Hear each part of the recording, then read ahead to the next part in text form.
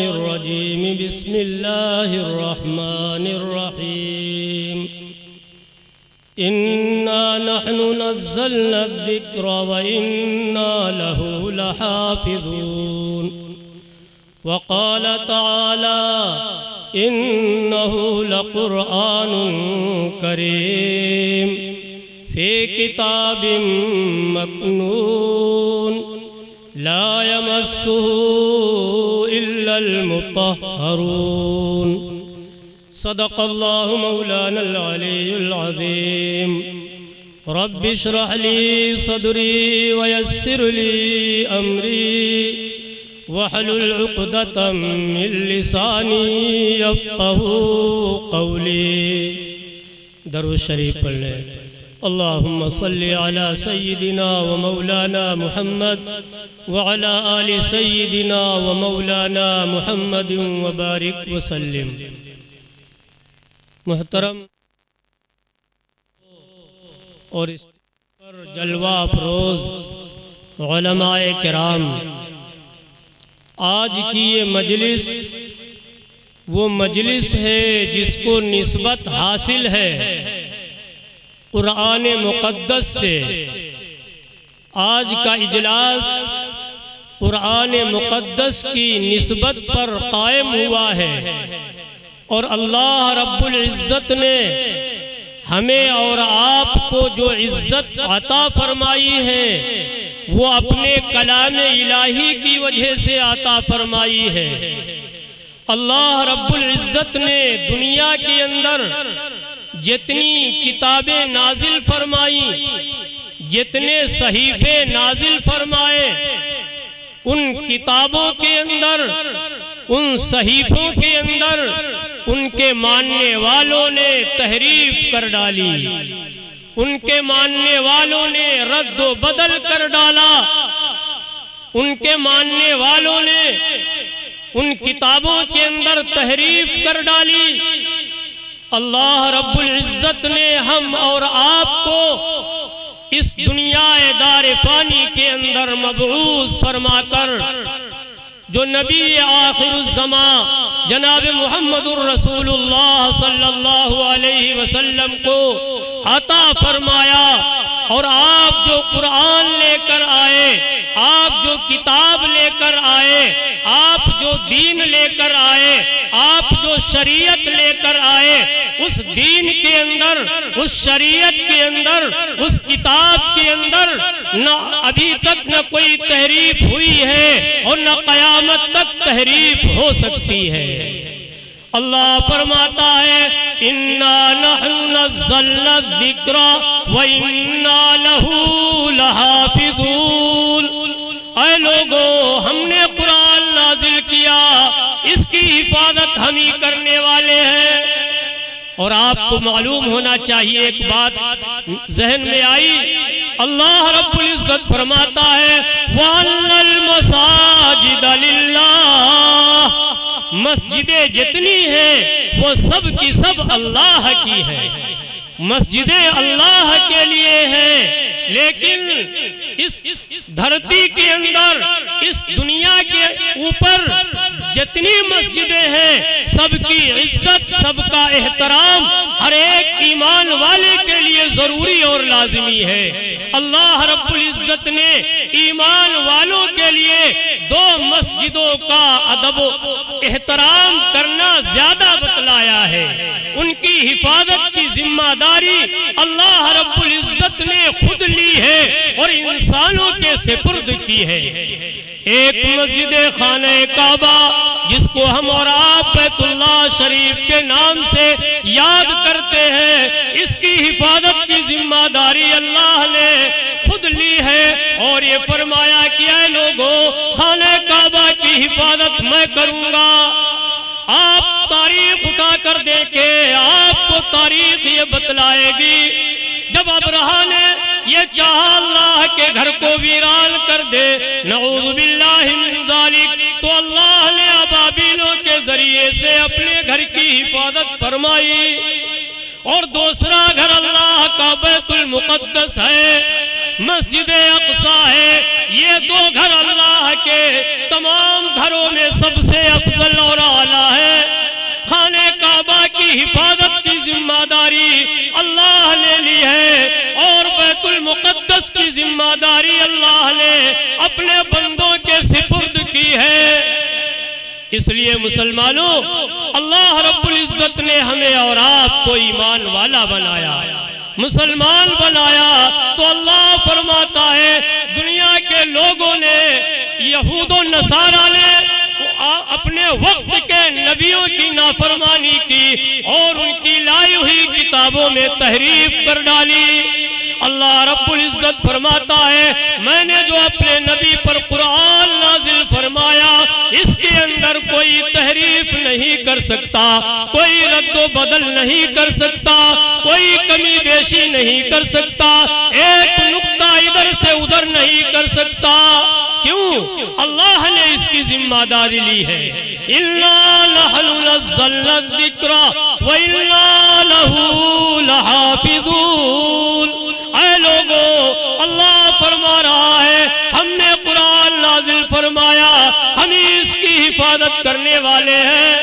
تو اللہ نے حفاظت کی ذمہ داری ہمارے اوپر ڈالی ہے اور یہ فرمایا قیامت تک میرے بندے میرے کلام کی حفاظت کرتے رہیں گے، قیامت تک میرے بندے، یہ علماء، یہ حفاظ، یہ اللہ والے میرے کلام کی حفاظت کرتے رہیں گے۔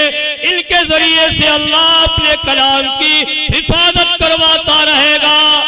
دنیا کی طاقتیں آج بھی چاہتی ہیں اور اس سے پہلے بھی چاہا کہ اس کلام الہی کو ختم کر دیا جائے، اللہ کے کلام کو دنیا سے ناپید کر دیا جائے، لیکن اللہ رب العزت نے اس کی ذمہ داری خود لی ہے اور انسانوں کے دلوں میں اس کو محفوظ رکھا ہے۔ نہ ایمان والا مٹایا جا سکتا، نہ یہ قرآن مٹایا جا سکتا۔ اللہ رب العزت فرماتا ہے انہ لقرآن کریم، یہ وہ قرآن ہے جس کو اللہ نے عزت بخشی، یہ وہ قرآن ہے جس کو اللہ نے بلندی عطا فرمائی، یہ وہ قرآن ہے جس کو قیامت تک اللہ جاری اور ساری رکھے گا۔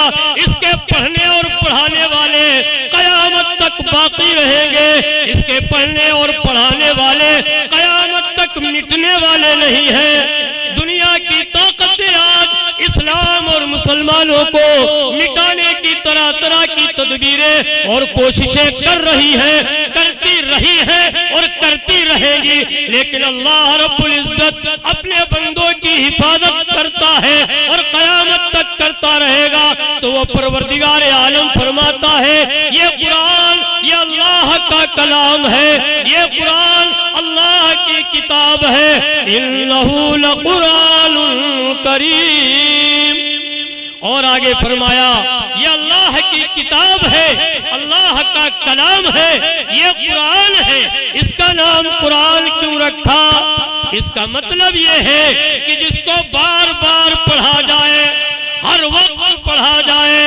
اندازہ لگاؤ مدارس کے علاوہ دنیا کے اندر جتنی بھی کتابیں ہیں اور آسمانی کتابیں ہو یا دنیا کی بنائی ہوئی لوگوں کی کتابیں ہو، وہ اتنی نہیں پڑھی جاتی جتنی اللہ کی کتاب پڑھی جاتی ہے، جتنا اللہ کا کلام پڑھا جاتا ہے، جتنا قرآن مقدس پڑھا جاتا ہے۔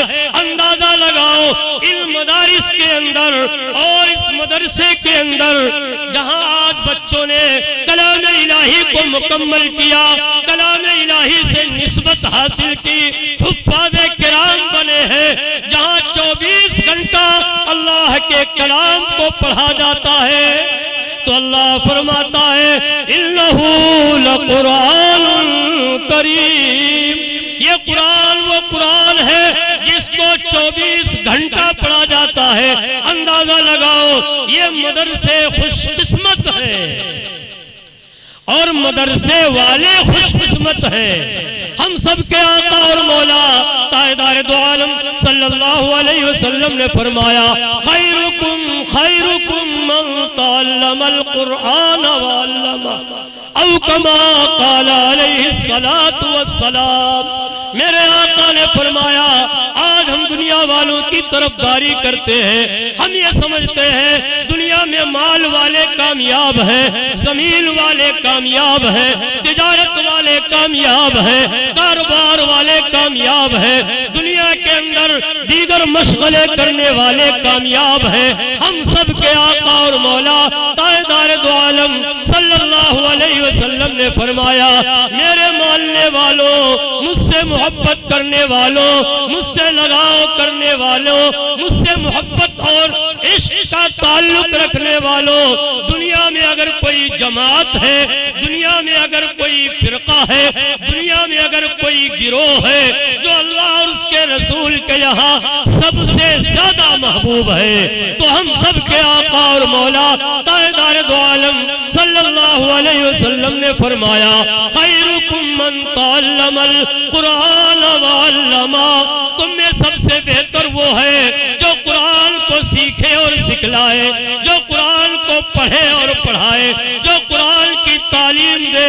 وہ دنیا میں تمام لوگوں سے افضل اور اعلیٰ ہے، دنیا کا بادشاہ کیوں نہ ہو، وزیر اعظم کیوں نہ ہو، اپنے وقت کا حاکم کیوں نہ ہو، چیئرمین کیوں نہ ہو، اور کہیے کہ پردھان کیوں نہ ہو، دنیا کا کتنے بڑا عہدیدار ہو، اللہ کے نزدیک اس عالم سے بہتر نہیں، اس حافظ سے بہتر نہیں، اس قاری سے بہتر نہیں، جس کو اللہ نے کلام الہی سے جوڑا ہو، جس کا تعلق اللہ کے کلام سے جڑ گیا ہو۔ تو میرے محترم بزرگوں اور دوستو، یہ کلام الہی بہت ہی اللہ کو محبوب اور پسندیدہ ہے۔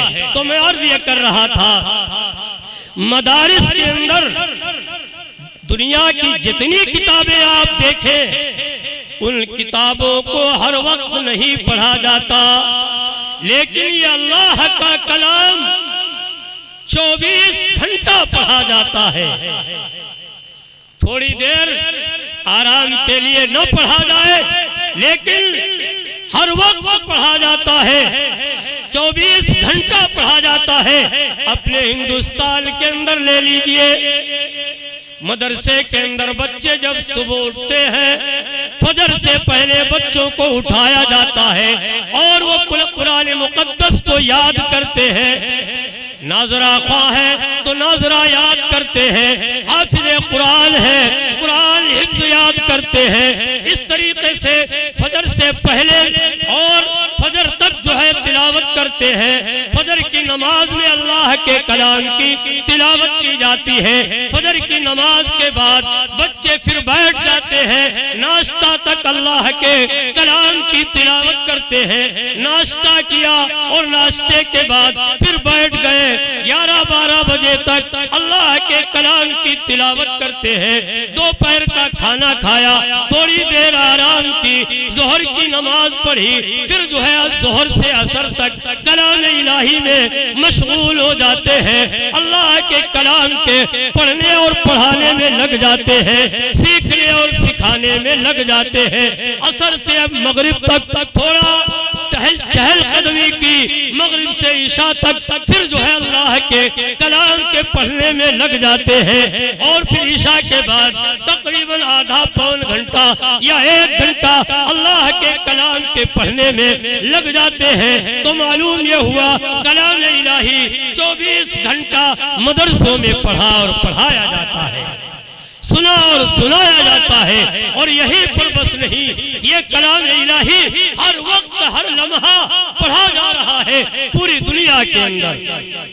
کہیں پر سورج جو ہے ہمارے یہاں سورج 7 بجے نکلتا ہے، 6:30 پہ نکلتا ہے، کہیں پہ 7 پہ نکلتا ہے، کہیں پر اور زیادہ نکلتا ہے۔ غرضے کی یہ ٹائم گھومتا رہتا ہے، گھومتا رہتا ہے، تو ہر وقت اللہ کے کلام کی تلاوت ہر وقت ہوتی رہتی ہے۔ تو اللہ فرماتا ہے لا یمسہ الا المطہرون، اے لوگو یہ اللہ کا کلام ہے، اس کو ہنسی مذاق نہ جانو، اس کو ہنسی مذاق نہ سمجھو۔ لا یمسہ الا المطہرون، ناپاک لوگ اس کو نہ چھوئے، جنوبی لوگ اس کلام پاک کو نہ چھوئے نہ پڑھے۔ جو عورت حائضہ یا نفاس والی ہو وہ کلام الہی کو نہ پڑھے نہ چھوئے۔ ہاں جو بے وضو ہو وہ تو پڑھ سکتا ہے لیکن کلام الہی کو چھو نہیں سکتا۔ قرآن کہتا ہے لا یمسہ الا المطہرون، کلام الہی کو بے وضو نہ چھو، کلام الہی کو باوضو چھو، باوضو قرآن مقدس کو ہاتھ لگاؤ، بے وضو کلام الہی میں اپنا ہاتھ نہ لگاؤ۔ کیوں؟ تنزیل من رب العالمین، یہ کلام الہی اللہ کی طرف سے نازل کیا ہوا ہے، یہ قرآن مقدس اللہ نے نازل فرمایا ہے، یہ پاکیزہ کلام ہے، یہ صاف اور ستھرا کلام ہے، اس کے اندر کوئی جو ہے شک اور شبہ کی ضرورت اور گنجائش نہیں۔ دنیا کے لوگوں نے اس کے بارے میں شک اور شبہ کرنا چاہا، اس کی توہین کرنا چاہی، اس کی تذلیل کرنا چاہی۔ قرآن نے اعلان کر دیا فاتو بصورت من مثلی، لے آؤ ایک جیسی ایک صورت پیش کر دو، فاتو بعشر مثلہا، یا 10 آیتیں پیش کر کے دکھلا دو۔ یہی پر بس نہیں، کچھ لوگوں نے کلام الہی بنانا چاہا، ان کے ماننے والوں نے ان کی توہین کی اور ان کی تذلیل کی۔ کسی نے کہا الفیل ملفیل خرطومہ طویل وذنبہ قصیر، کہنے لگا فیل، اور کیا ہے فیل؟ یعنی ہاتھی، اور کیا ہے ہاتھی؟ جس کی سونڈ لمبی اور جس کی دم چھوٹی۔ لوگوں نے کہا کلام الہی سے کوئی نسبت نہیں، کلام الہی سے تمہارے اس جملے سے کوئی نسبت نہیں۔ لوگوں نے اس کی تحقیر کی، تذلیل کی، تو معلوم یہ ہوا یہ اللہ کا کلام ہے، اللہ نے اپنے بندوں پر نازل فرمایا ہے، اس کی عزت کرنا یہ ہماری اور آپ کی ذمہ داری ہے۔ یہ کلام الہی، اس کے ماننے والوں کی حفاظت یہ ہماری ذمہ داری ہے۔ ان علماء اور حفاظ کی قدر کرنا یہ ہماری ذمہ داری ہے۔ اب سوال یہ پیدا ہوتا ہے صاحب آپ تو راستے سے بھٹک جاتے ہیں، ہٹ جاتے ہیں، لیکن میرے بھائیوں معلوم ہونا چاہیے یہ انسان ہے، انسان سے غلطی ہو سکتی ہے۔ الانسان مرکب من الخطأ والنسیان، انسان بھول کا مرکب ہے اور غلطی کا مرکب ہے، اس سے بھول بھی ہو سکتی ہے، غلطی بھی ہو سکتی ہے۔ فرشتوں سے غلطی نہیں ہوئی، انبیاء کرام معصوم ہوتے ہیں، ان سے غلطیاں نہیں ہوئی ہیں۔ حضرت انسان سے غلطیاں ہوتی ہیں اور توبہ کر لے اللہ اس کو معاف کر دیا کرتا ہے۔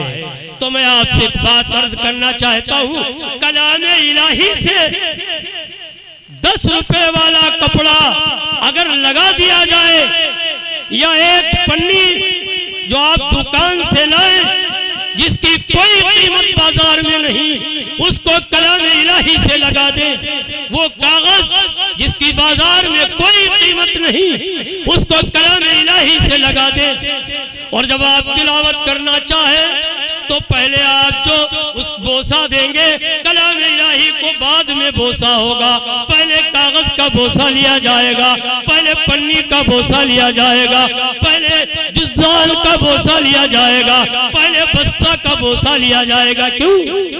اس پلے میں اللہ کا کلام موجود ہے، اس کاغذ میں اللہ کا کلام موجود ہے۔ اللہ کے کلام جو ہے، اللہ کا کلام عزت والا ہے، جس کی وجہ سے کاغذ بھی اس میں بھی برکت آ گئی، پلے میں بھی برکت آ گئی، 2 روپے کپڑے میں بھی برکت آ گئی۔ یہ برکت کہاں سے آئی؟ یہ نسبت کہاں سے آئی؟ یہ اللہ کے کلام سے آئی۔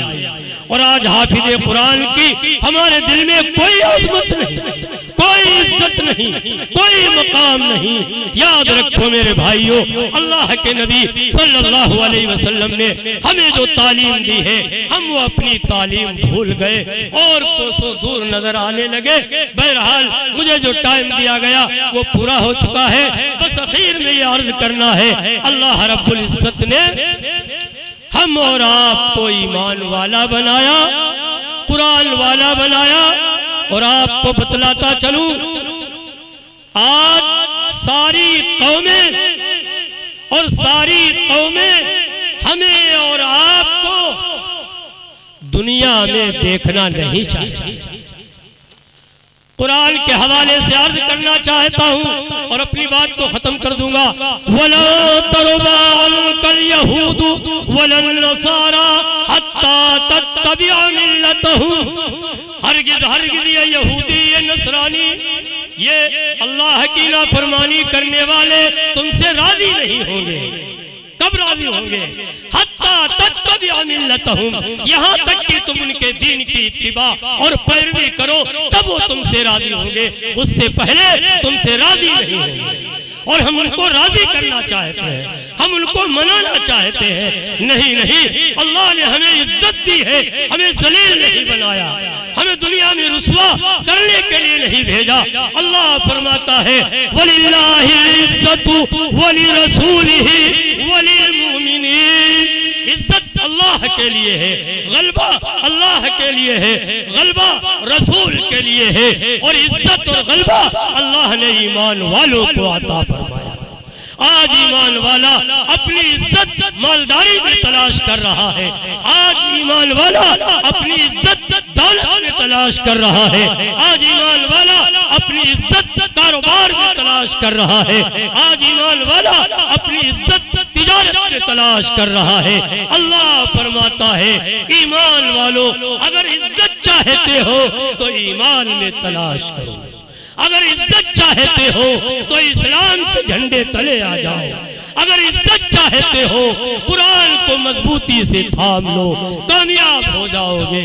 تو یہود و نصارہ یہ چاہتے ہیں مسلمان اور اسلام کو ختم کر دیا جائے، آج انہوں نے پورا پروپیگنڈا بنا دیا ہے۔ اس لیے مسلمانوں، اگر دنیا میں رہنا ہے تو کچھ پہچان پیدا کر۔ لباس خضر میں اکثر رہزن بھی ملتے ہیں، اس لیے میرے نوجوانوں، میرے بھائیوں، قرآن مقدس کی نسبت سے ہم اور آپ یہاں جمع ہوئے ہیں۔ اگر اس کی عظمت اور اس سے محبت ہمارے دل میں نہ رہی تو پھر ہم کہاں اور کدھر بھٹکتے رہیں گے۔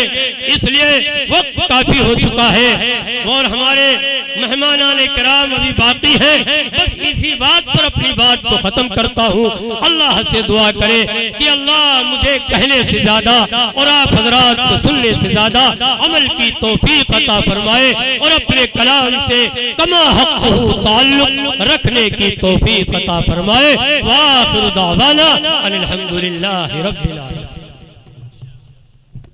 ماشاءاللہ، جزاکم اللہ، چشمہ باز کر